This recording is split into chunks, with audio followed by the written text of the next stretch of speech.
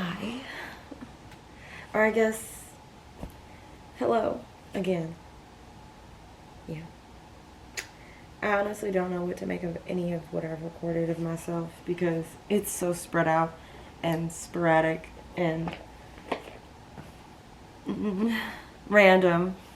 Which, I mean, ever since I first made my YouTube channel, it said everything I do here is random. Which is true. It's like going with the flow, but chaos. So, the last video that I uploaded to my YouTube channel, I was in my car talking about car stuff, and now I'm without a car. I don't have a van. I don't have a vehicle at the moment. I just have my old license plate. And as stressful as the process of what happened and how it got to that point and what I did to resolve the issue, how stressful that could have been if I would have engaged with my emotions that way or looked at it that way or chose to feel stressed about it. But honestly, from the first time that I walked somewhere instead of like driving, like walking a little bit out of the way, I just realized, it just hit me how free I felt in that moment and how liberating it was to just be me again. There's a cat. It felt very relieving to just be me and not have a thing to worry about or be stressed about or constantly in works with, Not to say that I don't plan on having a car again or that I don't think I'm going to look for another vehicle. But for the moment, I just really enjoyed being me and myself and not having to, there's nothing more to it than that. It's just, it is what it is. And so in the process of me not having a vehicle any longer, I've also been reflecting on travel, the way that I've been traveling, the way that I've been engaging with my space. And honestly, I was really kind of glad that what happened with my car happened because it forced me to take everything out. It forced me to put some things in storage and to really only carry what I could handle, which I still haven't really been, I still haven't really been doing because I have 5 bags with me right now. And I've been carrying 5 bags with me ever since I bought the 5th one before my trip. And I went on the train with my 5 bags, and I took the train to get to a destination for the first time. And it was, it wasn't terrible. I know I probably look insane. 5 bags, and about 2 of them feel like they could be have a 2 of them are about the size of a body, and then the rest are smaller but still heavy bags.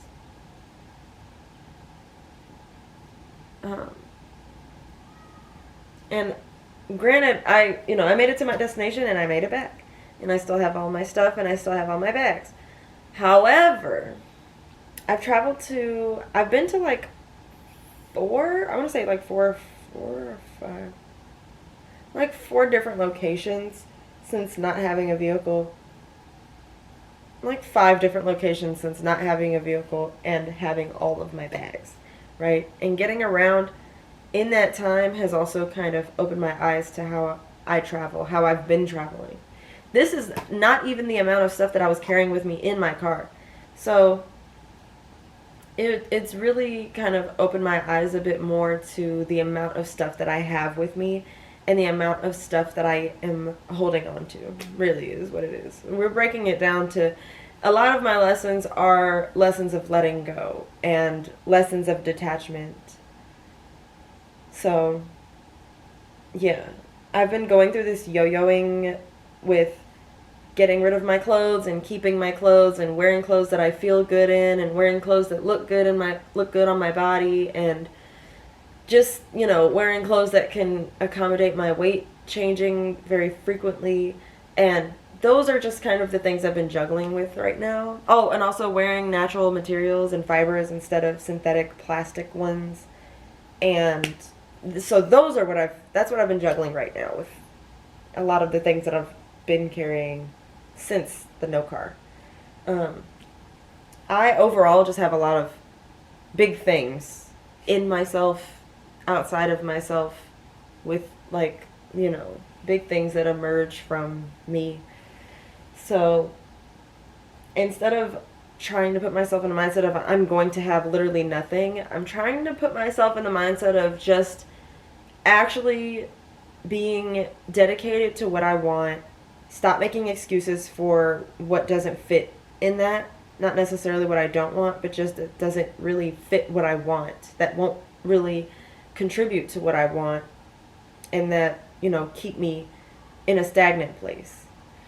Like getting rid of old clothes that may look cute but are not made with cotton or linen or wool or blah or blah or blah, or they're just, polyester. I really don't want any polyester, nylon type of, not for clothing.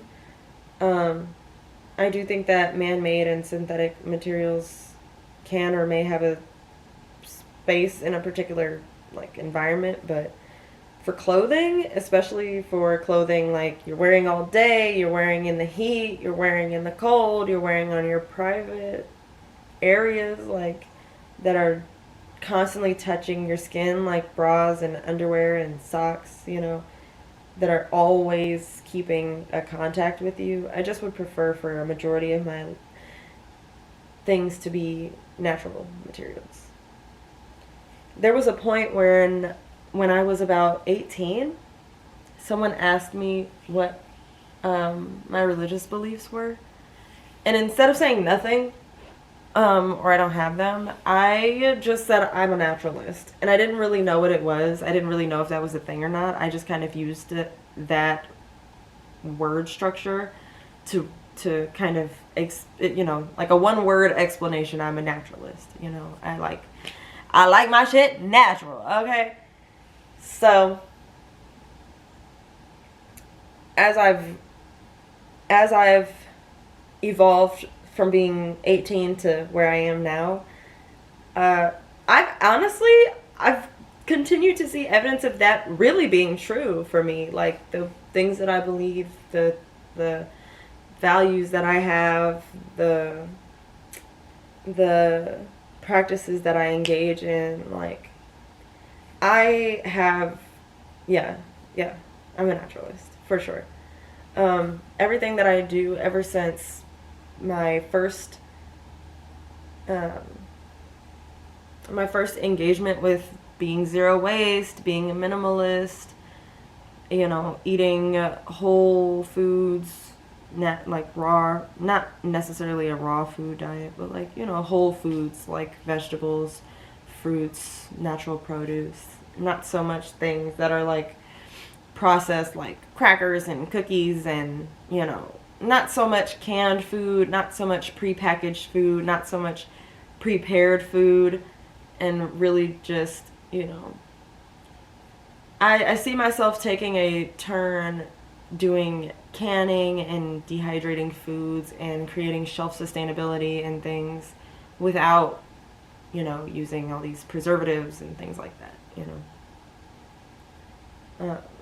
I've gone through pretty much almost all the phases that I've ever come in contact with of what it means to be natural. Also, from what I clean my body with, to making my own Febreze spray, to, making my own vinegar dryer sheets, and buying a washboard, drinking only out of glass and jars and stainless steel when necessary. But yeah, just there's been so much to it, so much in the whole of it, and it's been unraveling itself to me in a way that gives me a better perspective of what it is that I keep coming back to, or things that reoccur, like lessons I know I've learned that I may have forgotten about, or things that I learned and then I set down over here because I was done learning them, but I wasn't done applying them. I really love to learn, so I do fall into a trap of learning about something to the point where you feel like you are well versed in it, and then you kind of like put it in the back of your brain as like something you've kind of learned as much as you can until you have like reached higher levels of learning, like more, like reading a rarer book about it instead of looking it up online because you've looked it up online so much that you know what the internet's going to say, or not knowing that you can't go to the internet anymore and you have to source books because everything that they're sharing on the internet is stuff that you've already come across. And it's easier to find what you haven't learned yet in different things when you look for what you haven't learned yet. But engaging with what you've processed and what you've like absorbed and what you've kind of received from the learning, that's another part of the learning that I have forgotten to engage with. So we're getting to that. Yeah, we're getting to that. Also, look at this baby.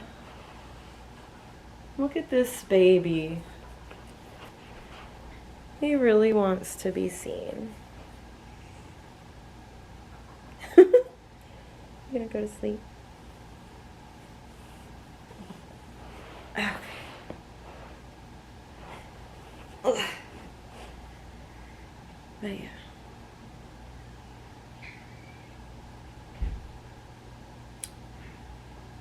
So, where I'm at now, I haven't had a car for about, it's been about a month, I would say. It's been about a month since I haven't had a car, or since I haven't had Jackie anymore. And in that time, I've become more comfortable with traveling in different ways. Having my vehicle, I've been driving ever since I turned 18, and I've had a car every year since. And I am also one individual. I don't have any living siblings, and I don't have any, like, basically I'm by myself a lot, is what I'm getting at. There's no one really in my bubble a lot of the time, unless I choose to be engaging with people. But in my car, in my own space, even in my room, I isolate. I self-isolate a lot. That's like my default method. Which I've also been learning a lot about myself and just my brain, and I've been learning more about what I think I have like tried to over explain about myself to myself. I've been coming to the awareness of masking and how that may have been taking a part in different aspects of my life, and just different things that are contributing factors to parts of my experience that I've had for my whole life that I've never liked or felt uncomfortable in, or just had, no really like footing or bearing, or just like always feeling out of it, like always feeling, always feeling disoriented every time I was engaging in these types of conversations or in this type of situation. Or I would just not even disassociate, but I would just disengage with being my own person. And the only time that I have come to allow myself to be my own person and be who I am is when I am truly alone. And I think that I have now, at 25, realized and been able to reflect on all of the different circumstances that I've come across where I think disengaging with myself enabled the problem, or enabled a problem, or enabled like my problem, a problem for me. And yeah, honoring myself, honoring my spirit, honoring my intuition, honoring being a human being, honoring my humanness, and honoring my presence. Like, hello, I'm here, I'm out here, I'm doing the thing, I'm being alive, I'm making mistakes, I'm learning lessons, I'm meeting new people, I'm trying new things, I'm testing my theories, I'm weighing the outcomes, I'm observing the circumstances, I'm acknowledging the consequences of my actions, like. But all of that kind of is in vain if every time I engage with living in the world, I remove myself from my experience, and it's just the body part of me living my life. I think I masked so much without realizing what was happening around me, to me, within me, that all of those things that I did to push myself into this very finite space of existing, where I was like, this is what I'm allowed to be when I'm around these people, other people, public spaces, whatever. A lot of that, I think, contributed to me not wanting to be alive and not wanting to be here and not even wanting to, want life. And now since choosing to be alive, it's been it's just been such a process. Hey!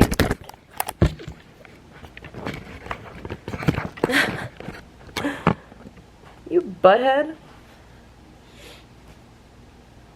Since choosing to live life, it's been such a process to actually live it and do it instead of mask in it and disengage in it.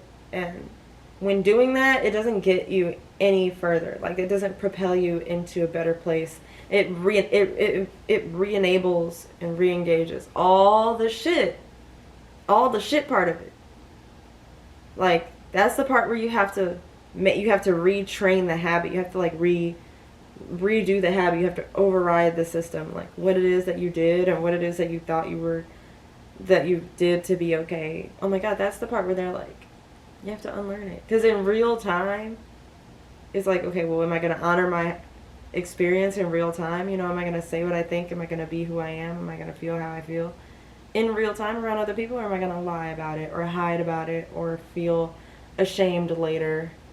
And I'm just...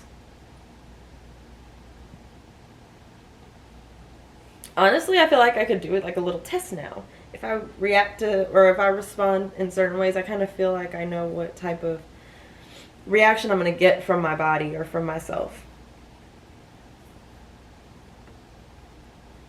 But I fully believe that all of those things contributed to me not wanting to be here and not wanting to live my life, because so much of my thought patterns from that time were based around me feeling as if I was never going to be able to be myself, and the things that brought me joy I would never get to experience because of just how unacceptable it was for me to experience joy from different things in different ways when it looked like this, or etc., etc.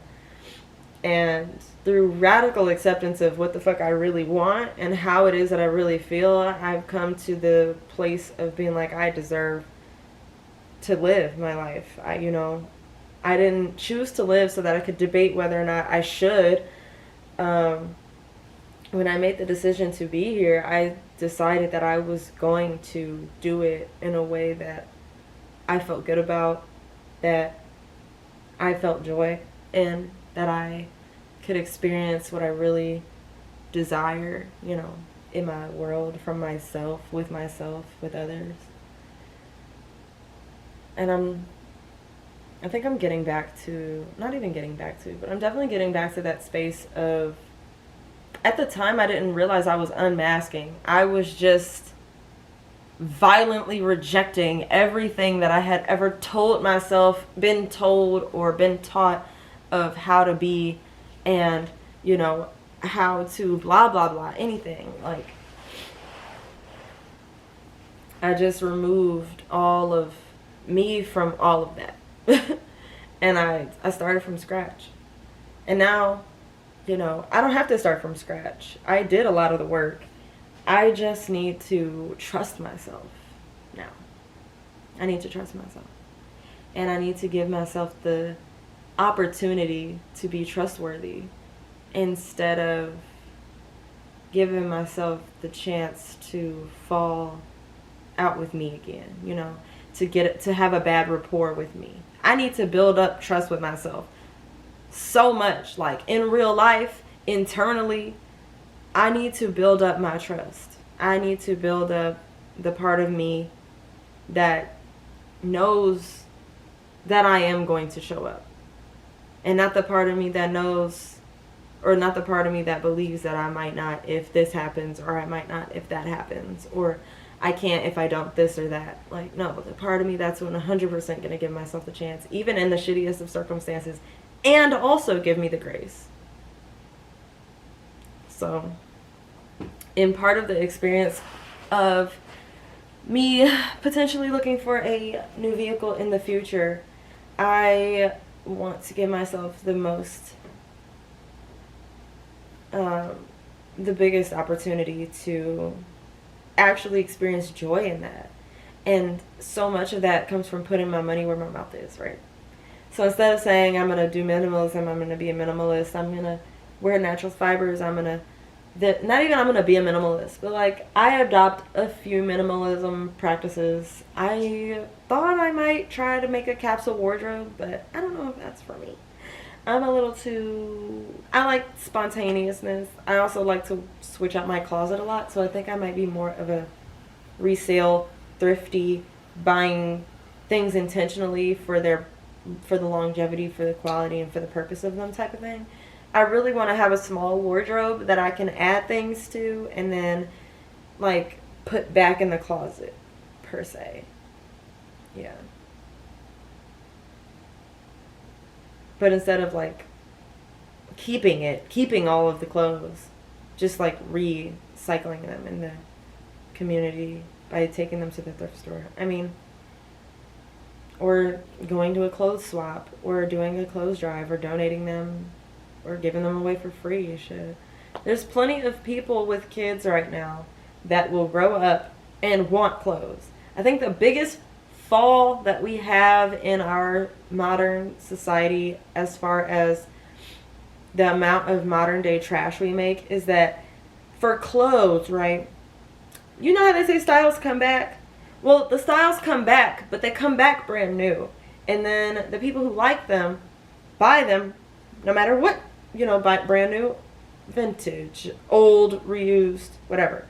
But not everybody chooses the same things, and some stuff always gets left out, or missed, or used less, or, cared for less. And then I think in that we lose a lot of, like, okay, now what is the process? Like, what is the progress? Like, what's going to move this forward, If there are clothes that people don't want, then how are we going to make it so that they're not just sitting there, or that they're not just thrown away? I think it's crazy the amount of times we throw away clothes because we don't like them or don't want them. Like, that doesn't mean that's the only thing that we as people do that with. Like, and I'll say America because that's exactly what I know. But that's the only time I've ever heard, like, And the amount of times that people say that they don't want to throw something away, but they throw it away anyways, or they say they don't want to throw it away, but they don't feel like giving it away, or they don't feel like blah, and they want to sell it, and it's just, yeah, I don't want to. In realizing what I was talking about before, about how my reality looks so unlike anybody else's reality because it's mine, and I'm the one that has to create it, and I'm the one that has to lay it out there for, it to be reality. I have to make that. It can't come from anybody but me for what it is that I am meant to do, going to do, doing already. So instead of feeling all meek and wishy-washy about it, I'm just going to do it and stop putting so much pressure on the outcome of doing anything. The outcome of doing anything. Being a human being is not, what is the result of this? Will people notice it? Will people this? Will people that? It's, am I going to do something? What is the purpose of me doing it? What is the result that I'm looking for? Will what I'm doing create that result? And is the result good for anything? Me, the environment, my brain, other people's brains, people's hearts, people's emotions, like, yeah. So I think of creating my reality, I think, the same way other artists would consider creating their art. Because whatever is in your head, whatever is in your imagination, in your heart, in you, that is conjured up by all of these thoughts and things that bump into us in reality. It's our job to, the black and white picture with the rainbow coming out of the brain. Like, everybody has that. Well, I won't say that everybody has that, because I don't know if everybody has that. I think everybody has the potential to have that to some degree. And it may not always be for the good of what's happening around us, but that's not my business, I care about the good of all people. Yeah. And I definitely care about the good of myself. And the good of my environment and the conditions of all three. So, yeah. I think I can't even say for sure what other videos might come from me on my channel, but I can say that when I feel called to take that space, I will do it. I will do it. And I will not procrastinate on it. And I will not hesitate on it. I think one of my biggest downfalls is that I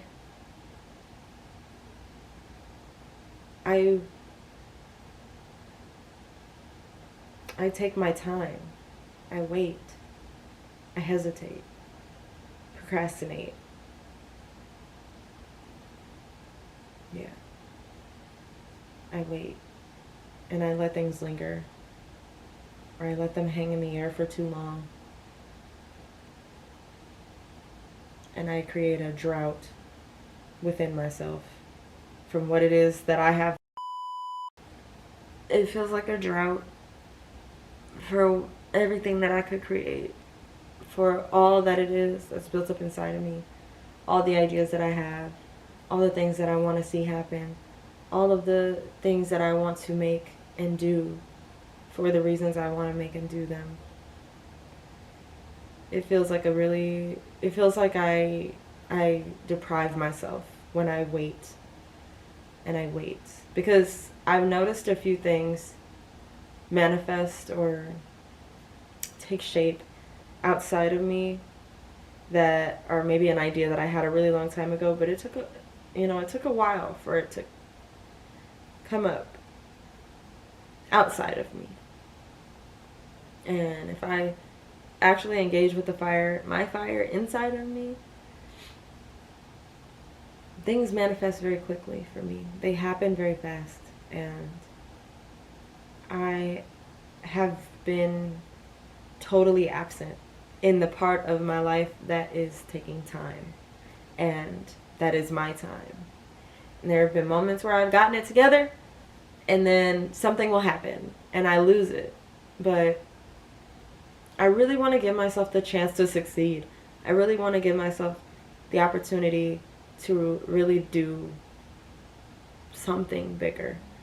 Um, yeah, something bigger than just having an idea about it in my head. And I can't really do any of that, anything really, if I have so much stuff to hold on to. So, right now, part of my journey is letting go. A large part of my journey is letting go. Letting go of ideas and expectations that don't produce any actions. Letting go of the idea that I should produce an action from every idea. Yeah. And I debate myself too much about when I should say something, if I should say it, should I say it out loud, should I keep it to myself, should I this, should I that? And I'm going to just start letting my instincts take over. Because when I first started to engage with myself, I had a phase that I called the fuck it phase. Where I just, fuck it. I need to kind of get some of that again. Fuck it. Fuck it. Fuck it. Fuck it. It's basically like, why not? So, fuck it. I can do what I want. I'm going to do what I want. And the only way that I'm going to do what I want is if I actually do it, and not if I say I'm going to do it or say I want to do it. So fuck it. Let's just get started. Fuck it. Why wait? Fuck it. I ain't got nothing better to do. I ain't got nothing else to do. I might as well do what's on my mind. Especially since it keeps coming back. And I think it's a good idea. Fuck it, since it's a good idea, you know. But yeah, I also acknowledge that a lot of the time that I spend being absent from things that I do, where I engage with, say, making a video, reflecting, talking about it, having that conversation in a way that it may just be myself, but it's still outside of myself, because who knows, somebody might see this.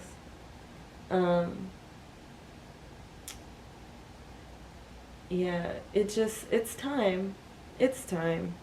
Because you know what? There's no time like the present. And also, that's the only time that we have, is the present. If I had a fucking dollar for every time I thought about, this is the present moment, and this is the only time that this will be the present moment, and then there will be another, and another, and another, and every moment that this is the present moment, what it once was is farther away.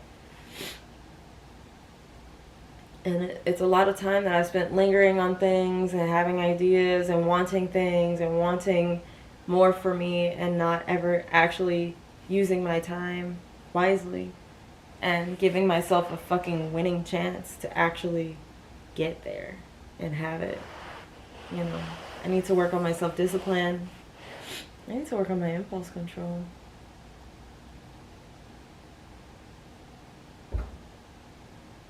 And yet, I'm not bothered by it. I'm not disturbed by it. I carry all my bags.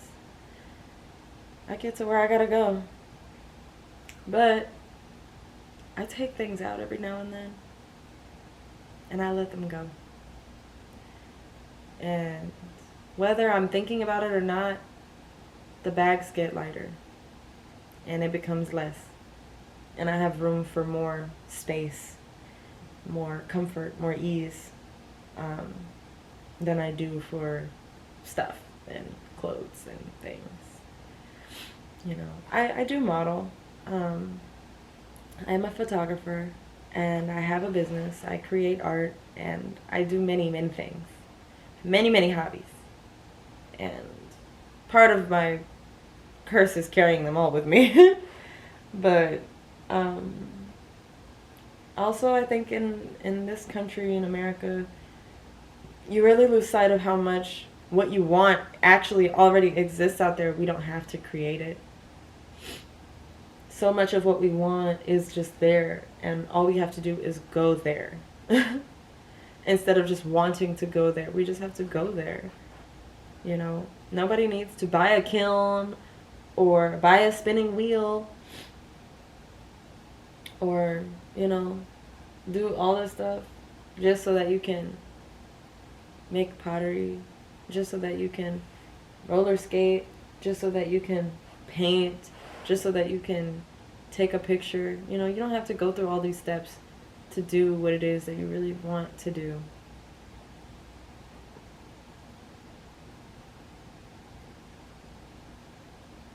Especially if it's something that keeps coming back to you. And if it comes back to you in a form of ease, like, value that.